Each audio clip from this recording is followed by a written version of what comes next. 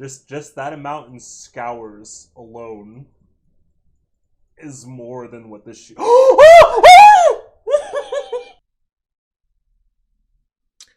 Hello, Khan here.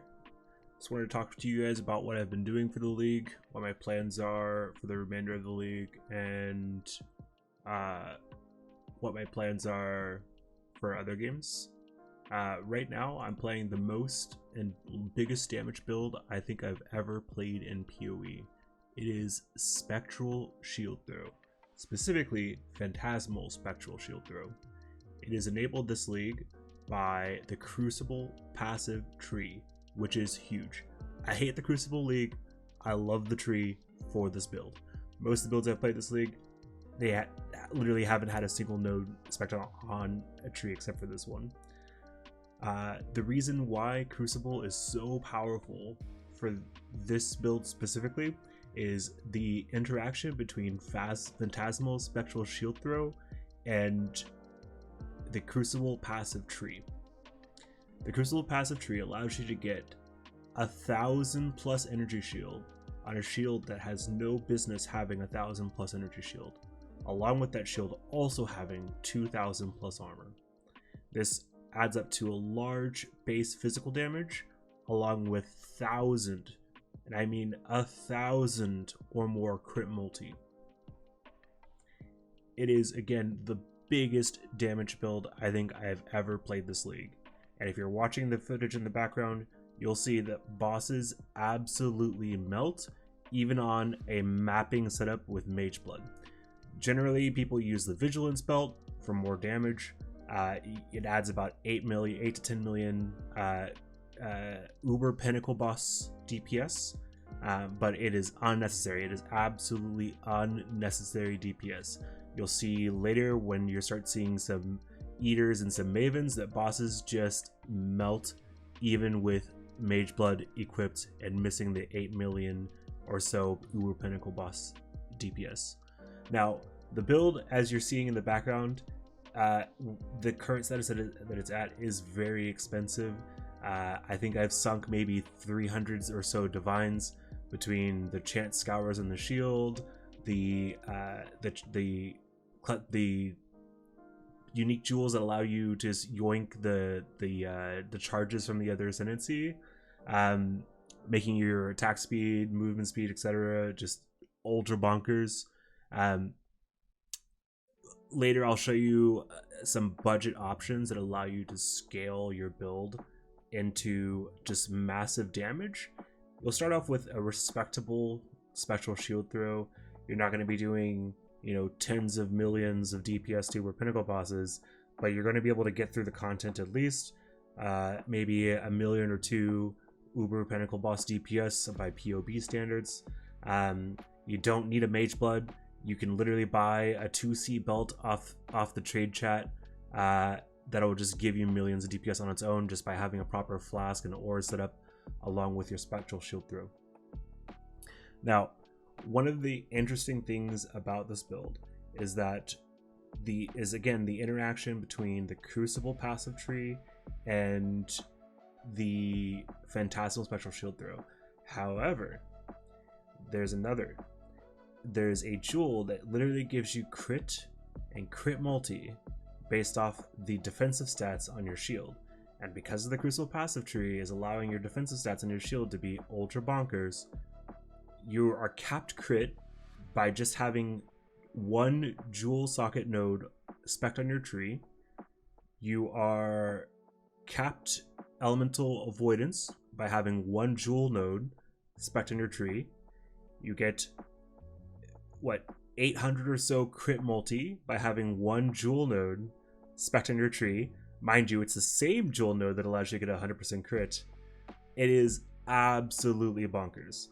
The types of damage that we're doing right now is just insane. It can go even further. There are people that have min-maxed this to hundreds of thousands of Uber Pinnacle boss DPS. What you're seeing right now, hundreds of millions, excuse me. What you're seeing right now is literally just maybe tens of millions, maybe capped out at 50 million. Now, I'm not gonna lie to you. to get the build to feel good, you need a lot. The shield itself, if you were to buy it off PoE trade right now, is probably something like 200 divines. That is crazy stupid. What you need though, just to get the build started, is the Emperor's Vigilant Shield with at least the plus 40 ES node as the first node on a tier 3. So it's plus 40 energy shield on the very first node. That's going to run you quite a few divines, probably 10 to 15, but it is worth it. That alone is going to give you so much crit and crit multi. It is absolutely worth it. Going from just a no DPS shield to just that the Emperor's Vigilant Shield with that node specifically will add tens of millions of DPS on its own. I'm going to cut away here right after these bosses, and we're going to look at the POB and my setup in game.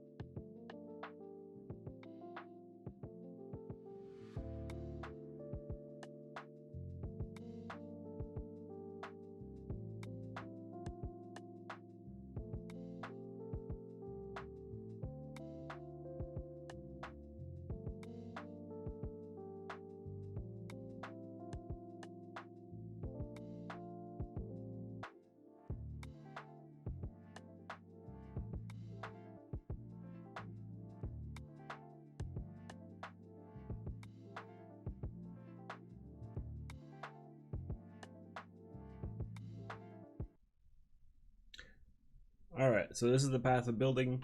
As you can see here, this is 16.5 million DPS. This is currently with the Mage Blood setup, and it is also against Uber Pinnacle bosses. Alright, so if you notice here, if you do like no boss, you can shoot up to 65 million DPS, but we're gonna do Uber Pinnacle bosses, 16.5 billion DPS, ultra respectable. Now, watch. The Perseverance with a subpar flask setup is going to add another 8 to 9 million DPS for Uber Pinnacle bosses.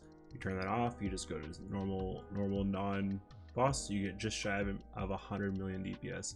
But against Uber Pinnacles, 25 million DPS, 100 million DPS, that is nothing to scoff at. And we're not cheesing the POB either. We are perma fortified. We pretty much always have adrenaline at will through to corrupted blood and reserving our life for it. Our flasks are always active, pretty much because of the setup. The only thing that may not be active all the time is going to be the Taste of Hate. You have basically have always crit recently. The killed recently doesn't really matter, but you know, if you haven't killed recently, your damage actually goes up. So I selected I've killed recently, but yeah, you could do a little bit of POB cheese there because technically against Uber boss you may not have killed recently. It's very likely. Have you been hit recently?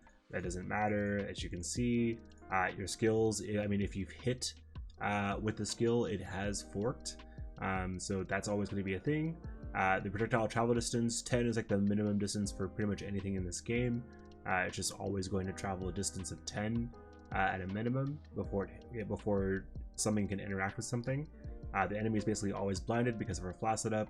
The enemy is taunted because of our ascendancy. The enemy is always chilled, which the chill effect is always going to be about 30 on the boss. The enemy shocked, as you can see, it does no damage here, so like we can literally leave that unchecked. So it's not really a scuffed POB setup. Our resonance is pretty much always going to be 50 as long as we're actually critting and hitting our target. Our target doesn't just die in one shot, then our resonance is always going to be up. As you can see here, we have 4.5 rage per second. It's kind of meh, it's kind of whatever, but that's an average per second. It's going to be more at some times, it's going to be way less at others. The thing that's going to be changing that quite frequently is this passive right here. Every 4 seconds, regenerate life equal to 1% of your armor and evasion over 1 second. This node is extremely potent for keeping up your berserk time, your berserk uptime. It is absolutely necessary. If you look down here, our movement speed modifiers with the perseverance is 448%.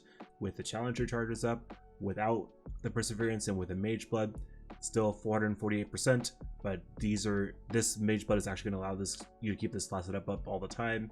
So this one's more realistic. With the vigilance belt, with the perseverance belt, it's going to be a little bit less because you're not going to be able to run a adrenaline quicksilver or whatever the prefix is called. It doesn't really matter. When you have a mage blood, the reduced duration roll, the adrenaline quicksilver of the movement speed or the cheetah or whatever it's called. All right, so it's pretty simple POB. You basically are just pathing to the conversion mastery first, the cold mastery, and then picking conversion. You're going over here, you're picking up some spell suppress, you're picking up the elemental damage penetration along with the penetration passive or the reverse resistance passive. You're coming over here, you're getting the reservation nodes, then you're flying up here, you're getting the reservation nodes. And because of our shield having so much ES and us having a little bit of scalability on that ES with these 60% increased defenses of the equipped shield, we're taking Ghost Dance because we have about 2000 ES. You're picking up the mana mastery just for the mana reservation efficiency. You can experiment with dropping this if you have like an Awaken Enlighten 5, maybe, but I wouldn't recommend it. You don't need this. You don't need this. You can get rid of this.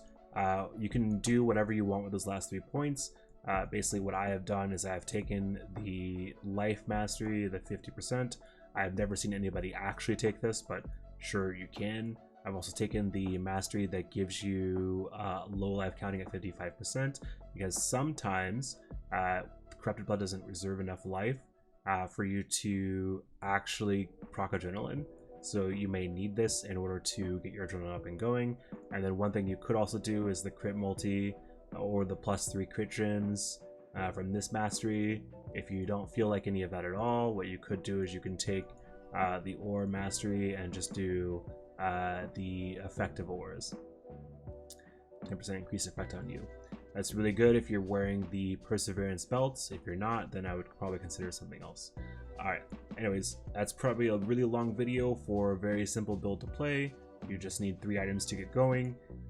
It is extremely cheap on the low end, but on the low end, again, you're not going to be doing those uber pinnacle fights. You're going to need to invest a lot of divines and in getting it to a comfortable, easy, just face roll, right click to win build. Alright, that's what I've been up to for this league so far. This build has been extremely fun to play. I will leave in the video description a link to Rutu's POB, both the budget version as well as the more high-end version. I will also leave a link in the description to my current POB so you can follow along. The next goal, or the next upload, is expected to be in a few days. It's going to be running 20 to 25 Einhar Essence Master Memories, whatever they're called, to see if you can make big profit with essences. Please consider ringing that notification bell as well as subscribing. If you like the video, please leave a like. Also, the link to my Twitch stream will also be in the description. Until next time, guys, I will see you later.